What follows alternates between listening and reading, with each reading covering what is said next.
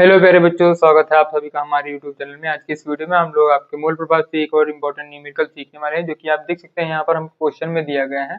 Hydrogen peroxide के 20% भारानुसार जलीय विलयन में H2O2, जो कि यहाँ पर क्या है, हाइड्रोजन पेरोक्साइड है H2O2 एवं H2O के मोल प्रभाज क्या होंगे। तो यहाँ पर इन दोनों के मोल प्रभाज हमको कैलकुलेट करने हैं। तो यहाँ पर आप देख सकते हैं, सबसे पहले हमको यहाँ पर जो भी जिसकी भी मात्रा दी गई है उसको हम लोग एज विलेय पदार्थ एज्यूम करेंगे। तो यहाँ पर आपको दिया गया है हाइड्रोजन पेरोक्साइड के 20%। इट मीन्स यहाँ पर हाइड्रोजन पेरोक्साइड जो है वो हमारा विलेय पदार्थ हो जाएगा। तो हम लोग यहाँ पर इसका सोल्यूशन करने जा रहे हैं, आप लोग भी यहाँ पर ध्यान से देखिएगा। तो इसका सोल्यूशन कुछ इस तरीके से हो जाएगा। हम लोग यहाँ पर लिख सकते हैं कि विलेय पदार्थ का द्रव्यमान, जो भी परसेंटेज वैल्यू रहती है उसको हम लोग एज द्रव्यमान ही उसको मानते हैं। तो हम लोग यहाँ पर लिख सकते हैं विलेय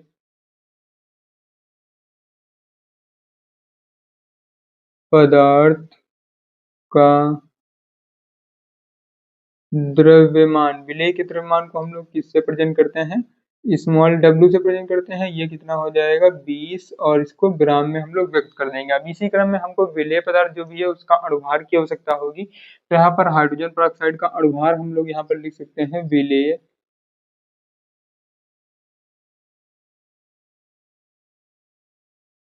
विलेय पदार्थ का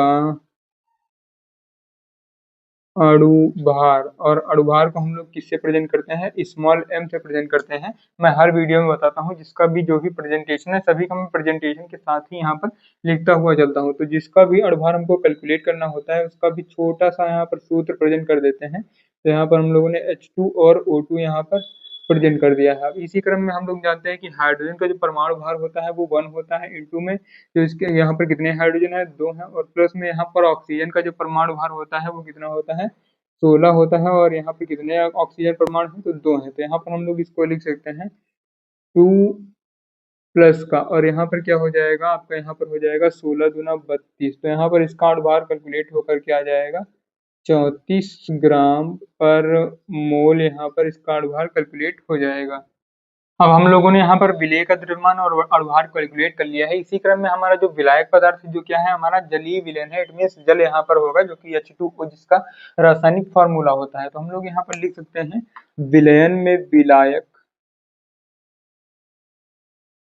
विलयन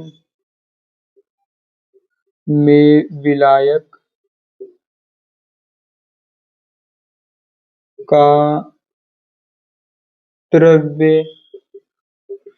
तो विलायक का द्रव्यमान कैलकुलेट करने के लिए हम लोग यहाँ पर जानते हैं कि विलायक के द्रव्यमान को हम लोग कैपिटल W से प्रेजेंट करते हैं। और यहाँ पर संपूर्ण विलयन हम इस परसेंटेज के अकॉर्डिंग कितना मान सकते हैं, जैसे कि यहाँ पर ये लिखा हुआ है 20%। तो इसको हम लोग लिख सकते हैं 20 अपॉन में 100। इट मीन्स 100 ग्राम 100 ml विलयन में, यहाँ पर बोल सकते हैं 100 ml विलयन में आपके कितने 20 ml जो है 20 ग्राम। यहाँ पर बेसिकली इस तरह बोल सकते हैं 100 ग्राम विलयन में 20 ग्राम जो है आपका वो विलेय पदार्थ है। तो हम लोग यहाँ पर संपूर्ण विलयन का द्रव्यमान लेंगे। तो यहाँ पर हो जाएगा 100, यहाँ पर ये वैल्यू हो जाएगी 100 माइनस का 20। तो यहाँ पर आपका आ जाएगा 80 ग्राम, जो आ जाएगा वो आपका आ जाएगा विलायक पदार्थ। यहाँ पर 80 ग्राम जो है विलायक पदार्थ आ जाएगा। अब हम विलायक का अणुभार जानते हैं कि H2O का अणुभार कितना होता है, वो होता है 18। तो हम लोग यहाँ पर लिख सकते हैं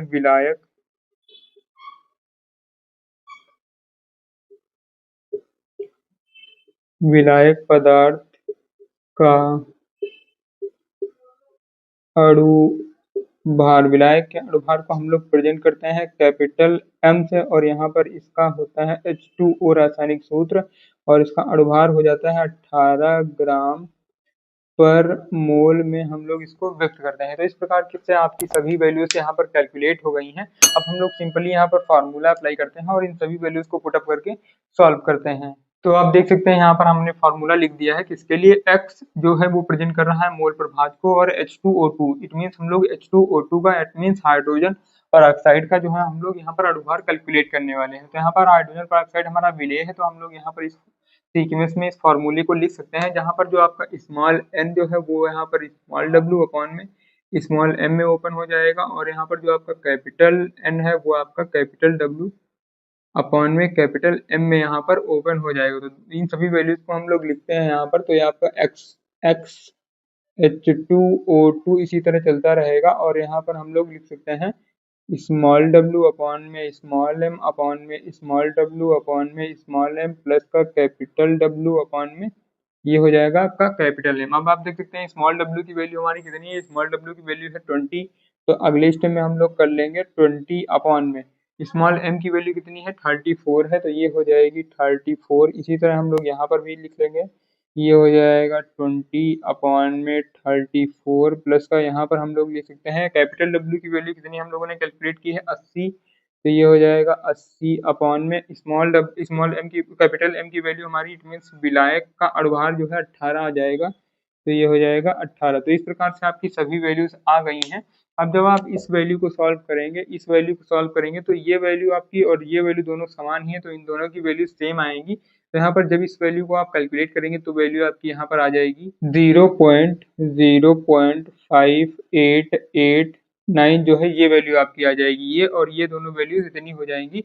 इट मीन्स आपको जब इसको सॉल्व करेंगे तो इतनी वैल्यू आएगी और 80/18 को जब भाग देंगे तो आपकी जो वैल्यू आ जाएगी ये आ जाएगी आपकी 4.45 आ जाएगी। तो इन सभी वैल्यूज को हम लोग अगले स्टेप में लिखते हैं और इसको सॉल्व करते हैं। यहाँ पर आपका हो जाएगा XH2O2 हो जाएगा। यहाँ पर मैं लाइन एक ड्रॉ कर देता हूँ ताकि कोई कंफ्यूजन ना रहे इस प्रकार से। तो यहाँ पर आप इसको जब सॉल्व करेंगे तो ये हो जाएगा XH2O2 इज इक्वल टू में हो जाएगा, यहाँ पर ऊपर में क्या लिख सकते हैं 0.5889 और यहाँ पर भी आप लिख सकते हैं 0.5889 प्लस का 4.45 इतनी वैल्यू यहाँ पर आपकी हो जाएंगी। आप यहाँ पर एक करेक्शन करिएगा, जब आप 80 को 18 से भाग देंगे तो यहाँ पर आपकी वैल्यू आएगी 4.445 आ जाएगी, ये वैल्यू आ जाएगी। अब हम यहाँ पर इस प्रकार से इसको कर सकते हैं।